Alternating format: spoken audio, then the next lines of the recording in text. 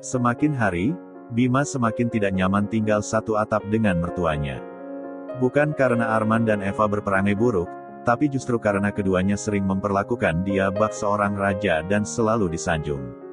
Seolah dirinya lah sang dewa penyelamat yang sudah menyelamatkan keluarga Arman dari rasa malu waktu pernikahan itu.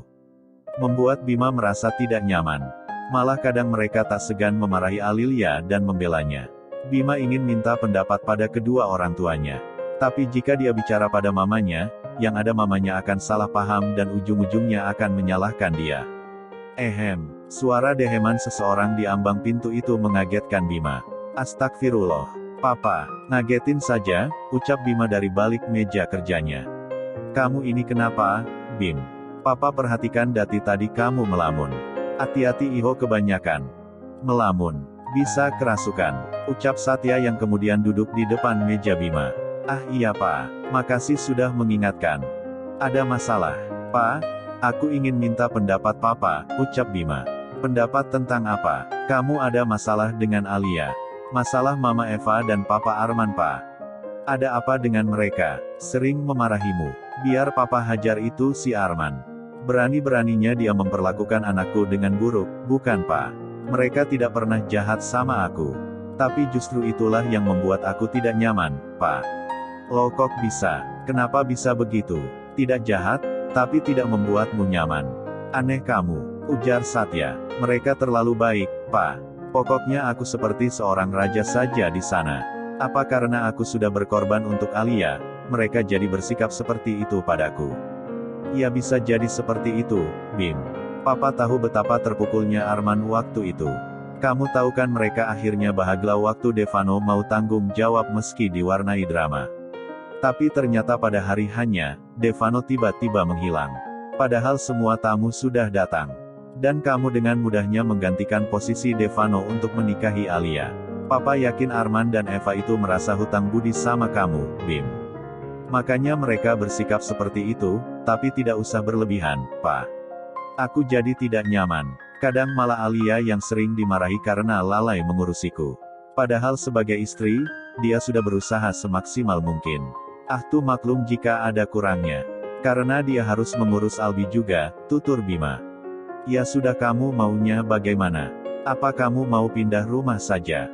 Aku inginnya juga seperti itu, Pak. Tapi Papa tahu kan kalau Papa dan Mama pasti tidak akan mengizinkan kami untuk pindah rumah. Oh ya bagaimana kabar Albi? Sudah bisa apa cucu Papa?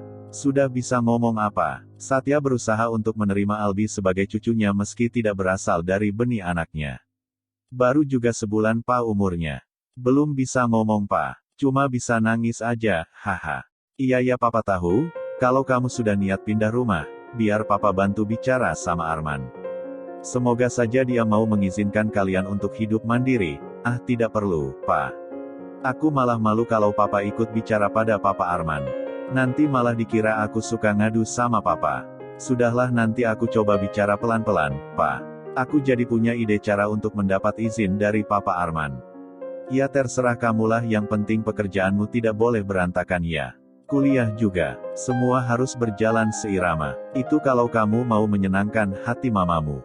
Kamu tahu kan mama sangat memprioritaskan pendidikan. Walaupun kamu sudah berkeluarga, kamu harus tetap bisa membagi waktumu dengan baik, insya Allah Pak.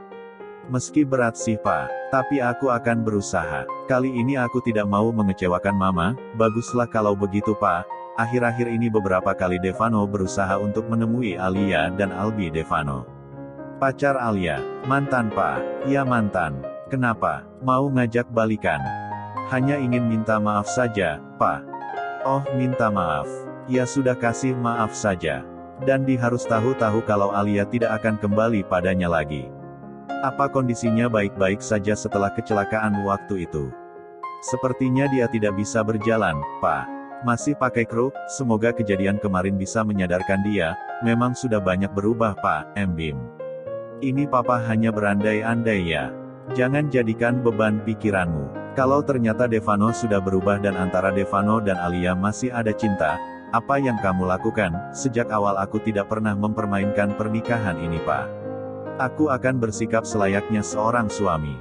Aku tidak akan mengizinkan Alia bertemu atau berkomunikasi dengan Devano. Baguslah.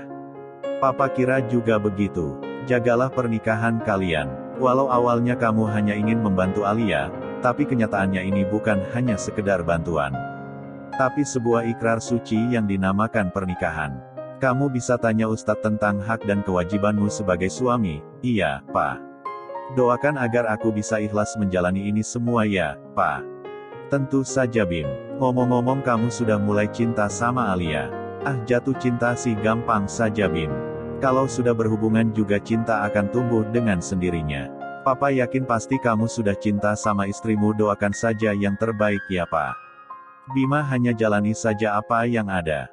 Bima tidak bisa menjawab pertanyaan Satya, karena dia sendiri masih ragu dengan apa yang dirasakannya.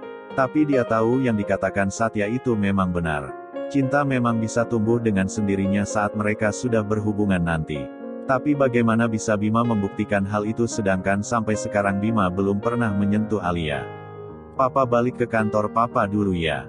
Kerja yang rajin buat beli susu ya, Bim. Kamu sudah punya anak. Lebih rajin lagi bekerjanya ya titah Satya. Siap Pak. Bima menatap punggung Satya yang mulai menjauh. Perasaannya kini jauh lebih baik setelah berbagi dengan papanya. Kini dia semakin mantap untuk mempertahankan pernikahannya. Bima pulang saat semua pekerjaannya sudah selesai. Kuliah sambil bekerja sungguh menguras tenaga dan pikirannya. Tapi semua dia lakukan demi istri dan anaknya. Bima mengambil motornya lebih dulu. Rupanya di luar hujan turun dengan lebatnya. Padahal jas hujannya lah taruh di motor. Akhirnya Bima menunggu di lobi sampai hujan agak reda. Hujan selalu mengingatkan Bima pada sosok Sivana. Wanita yang sampai sekarang masih mengisi ruang hatinya. Bohong kalau dia sudah melupakan Sivana. Nyatanya hingga saat ini pun dia masih mengingat gadis berhijab itu. Dari lobi dia melihat seseorang yang mengganggu pikirannya. Ah, masa sih baru dipikirin sudah muncul di dunia nyata, gumam Bima sambil melihat sosok perempuan yang mirip sekali dengan Sivana. Masa iya itu Sivana? Ngapain dia kesini? Bima bertanya-tanya sambil mengucek-ucek matanya.